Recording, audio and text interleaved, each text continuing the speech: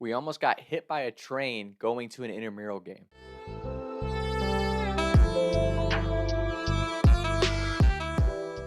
Junior year of college, Bowling Green State University. Me and my buddies are in a fraternity. We have a 7v7 Monday night football game against our rival fraternity. Huge game. As much as people make fun of going hard in intramural sports, it is the best thing in the world to go play under the lights. Because it's all of us washed up college athletes who didn't go D1, aren't in the pros. That's our Monday night football. The games were literally on Monday nights.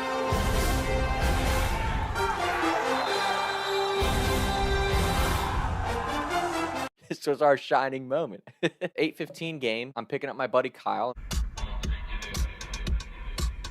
Oh, yeah. By the time we got off work and we're ready to go, it's like 8:10, so we're running close. The city of Bowling Green is literally divided by the railroad track. You have campus and all the restaurants on one side of the railroad tracks, the party houses and downtown and the bars on the other side. Kyle comes running out, hops in my car, driving down Enterprise Street, turn the corner towards the railroad tracks, and we see the lights flashing. Like, oh shit, if we get stopped behind this train, we're going to show up halfway through the first quarter. I'm going 20, 25 miles an hour.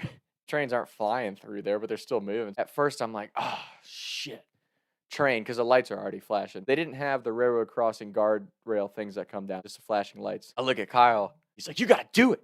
You got to gun it. And granted, Kyle and I are definitely the competitive friends of our group. You locked me in the garage. I will fuck you up. It was not. I thought it was. There's never been an easy game of pickup basketball, game of pong that goes without a very competitive edge to it with Kyle and I participating. And I appreciate that about Kyle. Everything that we do, we give 110%. We go freaking hard. And I think that's an important trait to have to make it to what you want to do in life. You got to go 110% with everything you do. With that being said, Kyle's like, punch it. You can beat the train. Now, it would be one thing if I was in some sweet, souped-up sports edition vehicle. I have a 2004 Civic. It wasn't even the coupe. It was the four-door. It doesn't exactly move.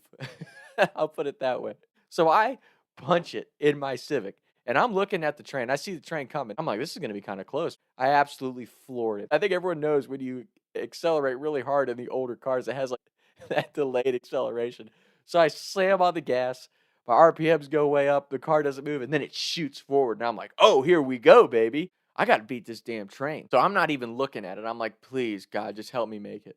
And Kyle is in the passenger seat going, we're going to make it. We're going to make it. He's like, you got to go, Tom. Come on. And I'm like, I'm giving it everything it's got. We are willing to risk being hit by a train to make it to this intramural game. That's how big this game was for us as college kids. I am just like, please tell me we're going to make it. And again, the whole time, Kyle's like, come on, baby. We're going to make it. We're going to make it. We're going to make it. And I'm like, we're going to make it. We hit that little elevated spot where the railroad track goes through the middle of the road. I felt like my Civic was in the air for 10 minutes. And I'm just like, oh my God. And Kyle's, holy shit. And we came down, train goes by behind us, and it was like a scene out of a movie, man. We roll up to this three-way stop on the other side of the road, and we both look at each other like, holy shit. This is the funniest part about Kyle. He was like, you better floor. We're not missing. We can't be late to this game. He's hyping me up every second before we jump those railroad tracks. And when we come down on the other side, come to a stop, you're kind of processing the fact that we just had a pretty close call jumping the train tracks. He looks at me and goes, holy shit, I can't believe you actually did it. And I'm like, what? Like, you were the biggest hype man in the world for that. And now you're like, I can't believe you did that shit. He's like, well, I didn't think you were actually going to do it. And I'm like, what? But it was all meant to be. We ended up making it to the game on time, which we won. And we won on a pick six by your boy. And Kyle set the cleanest blindside block I had ever seen in flag football. It was legendary. Because, I mean, again, first of all, we were just happy to be there because of our Fast and Furious moment on the way there. Such a dumb memory, but I'll never forget it. We were up 3 or 4, less than a minute left in the game. The fraternity we were playing had this little Asian quarterback. He was an absolute stud. He was literally Kyler Murray before Kyler Murray. I mean, this dude had it all. He had an arm. He would run around like crazy when he broke into scramble drill. I mean, it was a nightmare trying to contain this kid. And for 3 years leading up to that, we never beat him because he was just so damn good. Well, I took a chance, kind of read his eyes instead of paying attention to my receiver, and I picked the ball off and just started running down the field. Well, it looked like one of their players was going to catch me at the end because he was kind of 5 or 10 yards back. And I'm telling you, out of the corner of my eye, I just see Kyle. And you can't actually throw like real football blocks in flag football, obviously, but I saw Kyle coming across the corner, and he set Straight up set a basketball screen on this kid who wasn't looking. Absolutely planted him in the turf. It was just legendary, legendary. And maybe that doesn't happen if we don't jump the train track. So it was all meant to be. Not condoning that for any present or future BGSU students who might watch this, because you know we were very fortunate. If something happened, because another time I jumped the railroad tracks in my Civic and the alternator fell out. So if that happened, maybe we would have got hit by the train. I don't know. So what I'm saying is, I'm not supporting. I don't want to be responsible for any other students trying to beat the train in BG.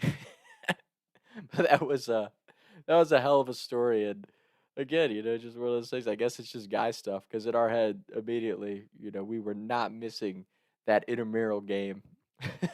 No train was gonna stop us from getting to that intramural game. And I'm telling you, I wish I had a camera on that, because it really was like a movie scene. I mean, we came across the tracks like Paul Walker and and Vin Diesel in the first Fast and Furious movie.